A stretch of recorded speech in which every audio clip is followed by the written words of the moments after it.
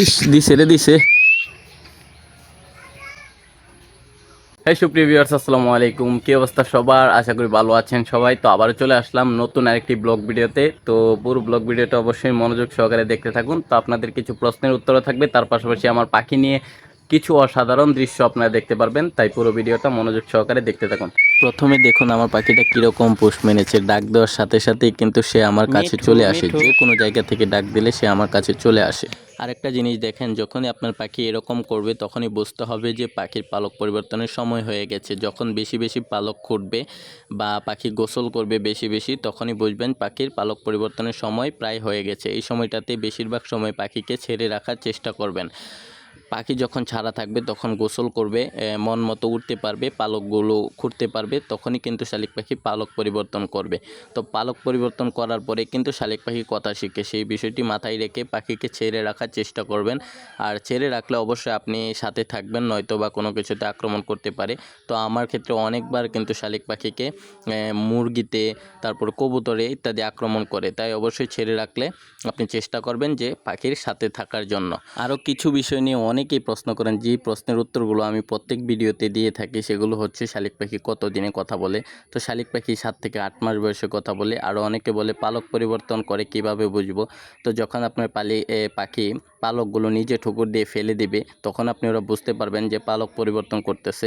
এই বিষয়গুলো অবশ্যই খেয়াল রাখবেন। পালক পরিবর্তনের সময় শালিক পাখিকে যতটা সম্ভব ছেড়ে রাখার চেষ্টা করবেন। ছেড়ে রাখলে পাখিগুলোকে এমনিতেও সুন্দর লাগে, যখন তারা নিজে নিজে পোকামাকড় ইত্যাদি ধরে খায়, তাদের মন মতো উঠতে পারে, দেখতেও কিন্তু ভালো লাগে। তো আরও অনেকে অনেক প্রশ্ন করে থাকেন, তার মাধ্যমে আরও প্রশ্ন আছে যে শালিক পাখিকে কী কী খাবার দেওয়া যায়। যখন শালিক পাখিটি বড় হয়ে যাবে বিভিন্ন খাবার দিতে পারেন। যেমন আমি দেখতে পারতেছেন এখানে চাউল দিতেছি। চাউল কিন্তু আমার শালিক পাখি খায়, তার পাশাপাশি খুদ খায়।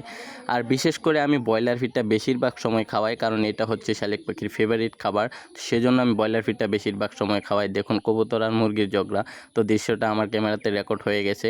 তো চালগুলো দেখলাম পাখি খাওয়ার জন্য প্রস্তুত না, কারণ তার সামনে তার প্রধান খাবার সেটি হচ্ছে ব্রয়লার ফিড তার সামনে আছে। সেজন্য কিন্তু সে চাউলগুলো খেতে চাচ্ছে না, বারবার ব্রয়লার ফিডের দিকে তার আকর্ষণটা চলে যাচ্ছে। তো আমি বুঝতে পেরে চালগুলো আমি কবুতরকে দিয়ে দিই, যেন কবুতর সেগুলো খেয়ে নেয়। তারপরে আমি ব্রয়লার ফিডটা শালিক পাখিকে খাওয়াবো। দেখেন আমার অনেকগুলো কবুতরও আছে, সেজন্য আমি যখন পাখিকে খাবার দিই তখন কিন্তু কবুতরগুলো আমার সাথে খাবার খাওয়ার জন্য চলে আসে।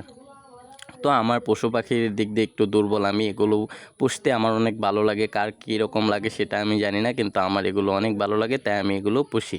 তো এখন আমি পাখিকে ব্রয়লার ফিড খাওয়ার জন্য দিলাম। দেখেন ব্রয়লার ফিডটা সে খুব তৃপ্তি নিয়ে কীভাবে খাচ্ছে, কারণ সে এটাতে অভ্যস্ত। সে ছোট থেকে কিন্তু ব্রয়লার ফিড খেয়েই বড় হয়েছে। তো অবশ্যই চেষ্টা করবেন ছোটোবেলায় ব্রয়লার ফিডটা ভিজিয়ে খাওয়ানোর জন্য, তাহলে পাখির শরীর স্বাস্থ্য খুব ভালো থাকবে। শুকনা ব্রয়লার ফিডটা ছোটোবেলায় খাওয়াবেন না। যখন পাখি নিজে নিজে খেতে পারবে তখন আপনি শুকনা ব্রয়লার ফিড পাশাপাশি চাল, রুটি, বিস্কুট ইত্যাদি খাওয়াতে পারেন। তো দেখেন এখানে ঘটে গেল আরেক ঘটনা। পাখিকে কবুতর এমনভাবে এক ঠুকর দিছে রে ভাই, যেটা বলার মতো না। তো পাখিটা একটু আঘাত পেয়েছে, তারপরে আমি পাখিটাকে বন্দি করে রাখি।